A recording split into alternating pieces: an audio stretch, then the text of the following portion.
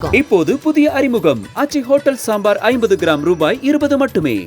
Don pictures Akash Bhaskaran தயாரிப்பில் சுதா கங்குரா இயக்கத்தில் சிவகார்த்திகேயன், ரவி மோகன், அதர்வா, ஸ்ரீலீலா நடிக்கும் பராசக்தி ஜனவரி 10 முதல் திரையரங்குகளில். லட்சக்கணக்கான குடும்பங்கள், கோடிக்கணக்கான கனவுகள். தமிழ்நாடு அரசு ஒவ்வொரு குடும்பத்திடமும் கேட்கின்றது, உங்க கனவை சொல்லுங்க. தமிழ் ஏன் சிறந்த மொழியாக எடுத்துக் கொள்ளப்படுகிறது? எதனால் தமிழின் சிறப்பை உயர்த்தி பிடிக்க வேண்டும் என்ற கேள்வியை அந்த காலகட்டத்திலேயே அறிஞர்கள் மத்தியில் எழுந்த பொழுது அதற்கு ஒரு பாடல் இருக்கிறது. அதாவது, பொறுப்பிலே பிறந்து தென்னன் புகழிலே கிடந்து நெருப்பிலே நின்று நீரிலே பயின்ற பாவை என்பது தமிழுக்கான அடையாளமாகும். அந்த காலகட்டத்திலே அந்நியர்களுடைய படையெடுப்புகளால் ஆக்கிரமிக்கப்பட்ட இந்த மண், இந்த மண்ணினுடைய படைப்புகள். மயிலை சீனி வெங்கடசாமி ஒரு புத்தகத்தை எழுதினார். அந்த புத்தகத்தின் தலைப்பு, இது வருத்தத்திற்குரிய ஒரு விஷயம், புத்தகத்தின் தலைப்பே மறைந்து போன தமிழ் நூல்கள். மறைந்து போன தமிழ் நூல்கள் என்று ஒரு புத்தகமே போட்டார். அந்த புத்தகத்தில் எத்தனை ஆயிரம் புத்தகங்களை பற்றிய குறிப்புகள் இருக்கும் என்று நீங்கள் யோசித்து பாருங்கள். அப்படி நீரில் இடப்பட்டு அழிக்கப்பட்டவை அதிகம், நெருப்பில் இட்டு அழிக்கப்பட்டவை அதிகம். அவற்றையெல்லாம் தாண்டி பாதுகாத்து வைக்கப்பட்ட பொக்கிஷங்களே இந்த அளவிற்கு இருக்கின்றன என்று சொன்னால், தமிழ் மொழியின் சிறப்பையும் இந்த மண்ணிற்கான அறிவின் உச்சத்தையும் நீங்கள் பார்க்க வேண்டும். தமிழர்களாக பிறந்திருக்கக்கூடிய அனைவருக்குமே ஒரு அடிப்படை கடமை இருக்கிறது. அது என்னவென்றால், மாறி இருக்கக்கூடிய இந்த இயந்திர உலகத்திலே நீங்கள் மொழியையும் கலாச்சாரத்தையும் பண்பாட்டையும் கடத்தி செல்லக்கூடியவர்களாக என்றும் இருத்தல் வேண்டும். உங்கள் குடும்பத்தை சார்ந்தவர்களை, குழந்தைகளை, உங்களுடைய வாரிசுகளை, உங்களால் அறிமுகப்படுத்தப்பட்டவர்களை, வளர்க்கப்பட்டவர்களை, நண்பர்களை அனைவரையுமே மொழியின் மீது பற்றுமிக்கவர்களாக, இந்த மொழியின் சிறப்பை அறிய தருபவர்களாக நீங்கள் இருக்க வேண்டும். இதுதான் அடிப்படை. இந்த அடிப்படைதான் இந்த மண்ணில் எழுந்து நின்ற அத்தனை படைப்புகளும் நமக்கு கற்றுத்தந்தவை. அறத்தோடு நீங்கள் சிந்தித்து பாருங்கள், சிந்தனை வாழ்க்கையாக மாறும். அறத்தோடு பொருள் ஈட்டி பாருங்கள், அந்த வாழ்க்கை உங்களுக்கு இன்பத்தை தரும். அறத்தோடு பொருள் ஈட்டினால் இன்பம், அறத்தோடு ஈட்டக்கூடிய பொருள் உங்களுக்கு இன்பத்தை தரும். அந்த இன்பம் இறைமையை காட்டி தரும். அதுவே வீடு பேராக மாறியிருக்கும் என்று பதிவு செய்த ஒரே மொழி உலகத்திலேயே தமிழ் மொழி. இப்படி தமிழில் தோன்றிய பல்வேறு விதமான படைப்புகள், சங்க இலக்கியங்கள், எந்த துறை என்று இல்லை. பிற்காலத்திலே வந்த படைப்புகளிலே பார்த்தீர்கள் என்றால், மருத்துவம் சார்ந்த பல படைப்புகள், சித்தர்களுடைய பாடல்கள், இந்த மண் அனைத்தையுமே உலகத்திற்கு காட்டி தந்திருக்கிறது. அடுத்ததில் தத்துவத்தின் சிறப்பை உலகுக்கு எடுத்து காட்டியதும் தமிழ் படைப்பு தான். திருக்குறளின் மேன்மையை சொல்ல வந்த இடைக்காடர் கடுகை துளைத்து 7 கடலை புகட்டி குறுக தரித்த குறள் என்று சொன்னால் அவைக்கு கோபம் வரும்.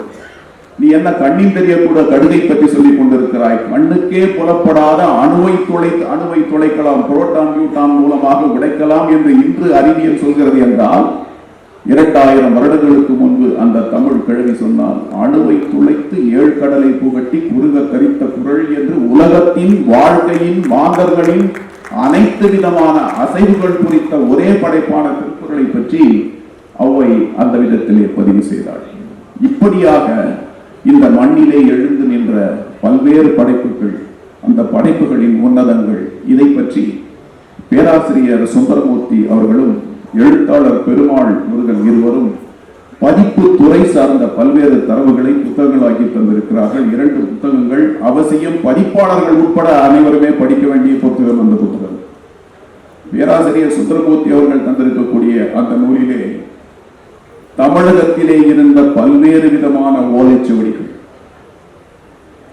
இதுவரை பதிப்பு காணாத ஓலைச்சுவடிகள், இந்தியாவின் பிற பகுதிகளிலே இருக்கக்கூடிய ஓலைச்சுவடிகள், உலகத்தின் பிற நாடுகளிலே இருக்கக்கூடிய ஓலைச்சுவடிகள் என்று பல்வேறு தரவுகளை திரட்டி எங்கெங்கெல்லாம் ஓலைச்சுவடிகள் குவிந்து கிடக்கின்றன என்பதை பற்றிய ஒரு விவரமான ஒரு பட்டியலை தந்திருக்கிறார் அந்த நூலிலே.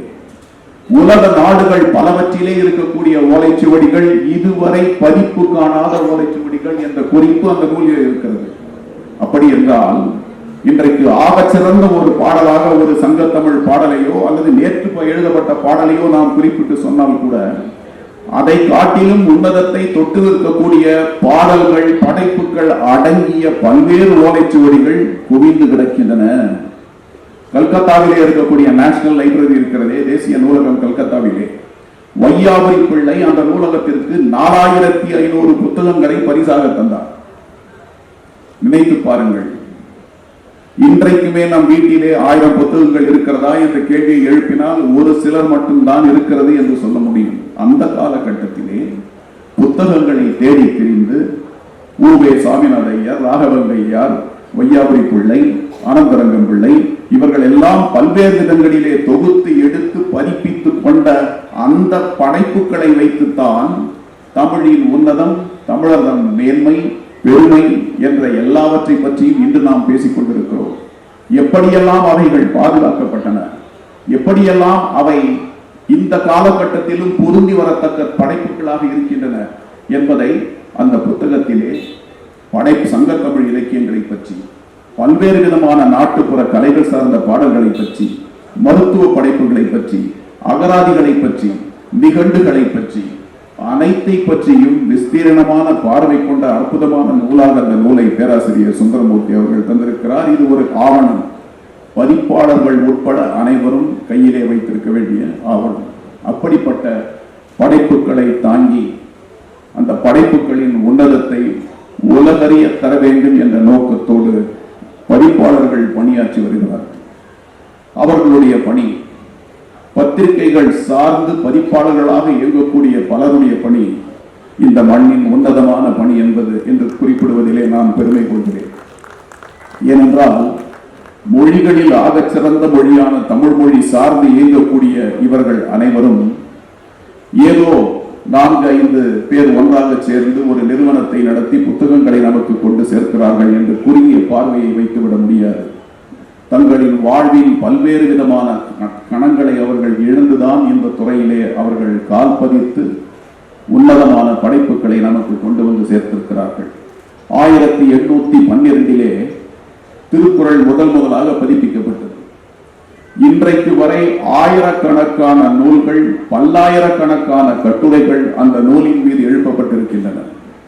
திருக்குறளுக்கு எதற்காக இத்தனை முக்கியத்துவம் தர வேண்டும் என்ற கேள்விகள் பல்வேறு காலகட்டங்களிலே எழுப்பப்பட்டது. தமிழின் உன்னதமான கவிஞர் நாமக்கல் கவிஞரிடம் அப்படிப்பட்ட ஒரு கேள்வியை கேட்டார்கள். நாமக்கல் கவிஞர் சொன்னார், திருக்குறளை ஏன் போற்றக்கூடாது, அந்த படைப்பின் உன்னதத்தை ஏன் உலகையே தரக்கூடாது, மானுடம் தோன்றி எங்கெங்கெல்லாம் இருக்கிறதோ அனைவருக்கும் பொருந்தக்கூடிய ஒரே படைப்பு உலகத்திலே அது மட்டும்தான் என்பதை ஏன் உறக்க சொல்லக்கூடாது என்ற கேள்வியை எழுப்பினார். அதற்கு ஒரு பாடல் இந்த அரங்கத்திலே இருக்கக்கூடிய, என்னால் உறுதியாக சொல்ல முடியும், 90% மக்களுக்கு அந்த பாடல் தெரியாது. நாமக்கல் கவிஞர் சொன்ன அந்த பாடல் பாருங்கள். காடு சென்று குகை அடைந்து கண்ணை மூடி எண்ணியும், காடு சென்று குகை அடைந்து கண்ணை மூடி எண்ணியும், காவி கட்டி ஓடெடுத்து கஷ்ட வாழ்க்கை பண்ணியும், தாடி வைத்து மொட்டை தட்டி தவசி என்ற பெயருடன் தரணி எங்கும் ஊர்கள் சுற்றி தர்ம போதம் பண்ணியும், கூடு விட்டு கூடுவாயும் வித்தை கற்க கோரியும், கோடி காலம் வாழ எண்ணி காய கற்பம் தேடியும். இதுவரைக்கும் சரி, இதுவரை சொல்லிட்டார். காட்டிற்கு செல்லுங்கள், குகைகளிலே அமருங்கள், அமர்ந்து தியானம் செய்து 100கணக்கான ஆண்டுகளை கழித்து பாருங்கள், வாழ்க்கையின் உன்னதம், உண்மையின் உட்பொருள் தெரியும் என்று சொல்ல முடியாது. தாடி வைத்து மொட்டை தட்டி தவசி என்ற பெயருடன் தரணி எங்கும் சுற்றி வந்து தர்மபோதம் பண்ணியும். நீங்கள் தாடி வைத்துக் கொள்ளுங்கள், மொட்டை அடித்துக் கொள்ளுங்கள், கையில் திருவோடையை கொண்டு தெரு தெருவாக சுற்றி பாருங்கள், ஊர் முழுக்க சுற்றி பலருடைய அனுபவத்தை கேட்டு தெரிந்து ஞானம் பெற்றதாக அறிந்து நீங்கள் பலருக்கும் அறிவுரைகள் சொல்ல நினைத்தாலும் உங்களால் வாழ்வின் உன்னதத்தை, உண்மையின் பொருளை அறிதல் எளிது அல்ல. கூடு விட்டு கூடு பாயும் வித்தை கற்க கோரியும். சரி, சித்தர்களோடு பழகி கூடு விட்டு கூடு பாயும் வித்தையை கற்றுக்கொண்டு உலகத்தில் ஞானவான்களாக இருப்பவர்களுடைய உடலிலே நுழைந்து அதன் மூலம் அறிவை விஸ்தீரணப்படுத்தி கொண்டு உண்மை வாழ்க்கையை புரிந்து கொள்ள முடியும் என்று நீங்கள் நினைத்தால் அதற்கும் சாத்தியமில்லை, கிடைக்காது. சரி, கோடி காலம் வாழ எண்ணி காய கற்பம் தெரியும். காய கற்ப மூலிகளை தேடி உண்டு கோடிக்கணக்கான ஆண்டுகள் வாழ்ந்து பார்த்து அதன் மூலம் வாழ்க்கையை உண்மையை புரிந்து கொள்ள முடியும் என்றால் அப்பொழுது முடியாது. என்னதான் செய்யணும்? தேடுகின்ற உண்மையாவும் ஓடி வந்து சேருமே. பாருங்கள், என்ன அற்புதமான பாடல். ஒரு பாடலிலே திருக்குறளின் உன்னதத்தை கொண்டு வந்து சேர்த்தார். தேடுகின்ற உண்மையாவும் ஓடி வந்து சேருமே, தெய்வ வாக்கு வள்ளுவன் திருக்குறள் கற்கையில் இருக்கிறார். நாமக்கல் கல்வி, அதுதான் திருக்குறளினுடைய அற்புதம், அதுதான் அதன் மேன்மை. இதுதான் நாடு, இதுதான் மொழி, இதுதான் இறை, இதுதான் வாழ்க்கை என்று ஒரு குறுகிய வட்டத்திற்குள் எதனையும் அடைக்காமல் இறையை பற்றி, கல்வியை பற்றி, கேள்வியை பற்றி, அன்பை பற்றி, ஆற்றலை பற்றி, வெற்றியை பற்றி, ஒழுக்கத்தை பற்றி, சூதை பற்றி, அனைத்தை பற்றியும் மரணம் உட்பட இறை இதுதான் என்று அடையாளப்படுத்தி காட்டாத ஒரே படைப்பாளி.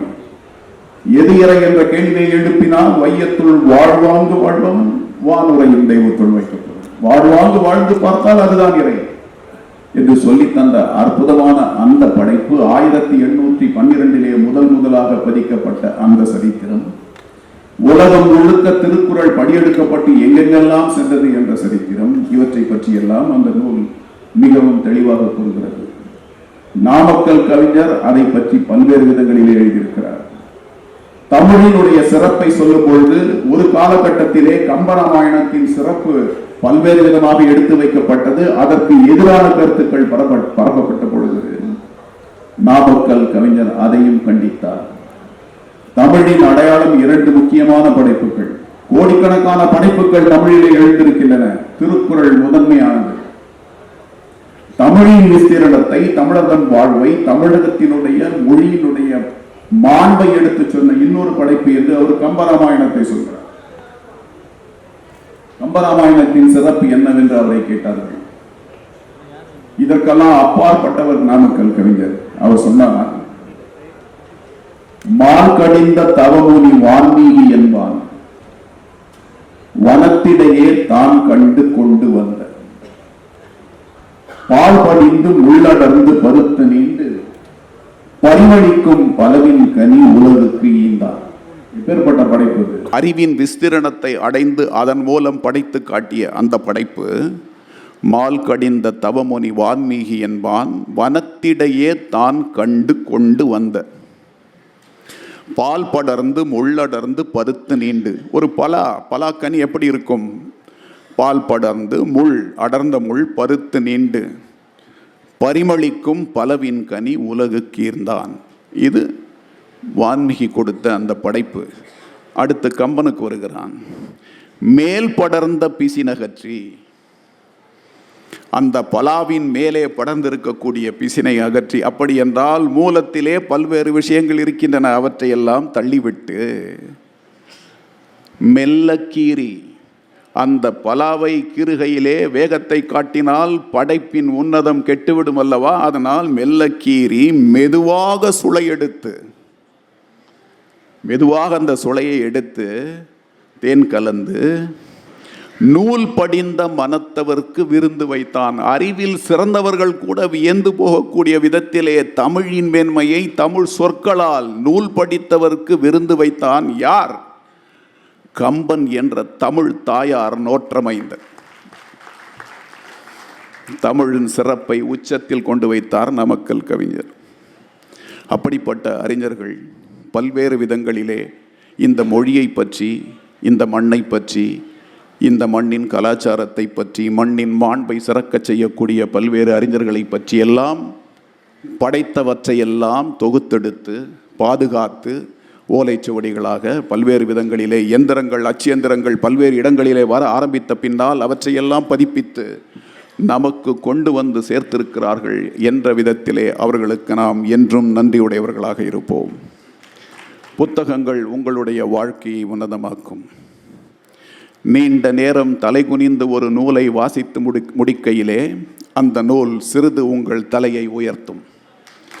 தொடர்ந்து வாசிக்கக்கூடிய பழக்கம் உங்களுக்கு இருக்கும் என்றால் உங்கள் அறிவின் விஸ்தீரணம் அகலப்படுத்தப்படும்.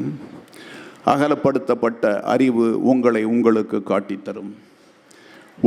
உங்களை நீங்கள் இப்படித்தான் என்று உணர்ந்து விட்டீர்கள் என்றால் 2000 ஆண்டுகளுக்கு முன்பு வந்து சொன்னான், தீதும் நன்றும் பிறர் தர வாரா என்று சொல்லிவிட்டு யாதும் ஊரே யாவரும் கேளீர் என்று சொல்லி உலகத்திற்கே என்று உன்னதத்தை பறைசாற்றினானே, அந்த தமிழ் புலவனின் சொல் உங்கள் வாழ்க்கையை அடையாளப்படுத்தும்.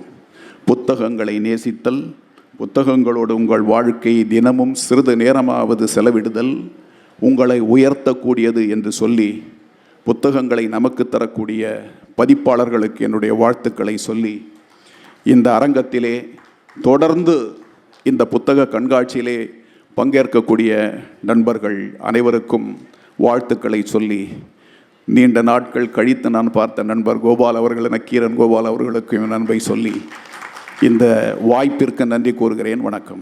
நக்கீரன் பதிப்பகத்தின் சிறப்பு வெளியீடுகள் கைதி எண் 9658 ஐயா நல்லக்கண்ணுவின் சிறை வாழ்க்கையையும் அவரது அரசியல் போராட்டங்களையும் தொகுத்து தோழர் சி மகேந்திரன் எழுதிய இந்த புத்தகம் தமிழக அரசியல் வரலாற்றின் உணர்ச்சிகரமான பக்கங்களை நிரப்பியுள்ளது.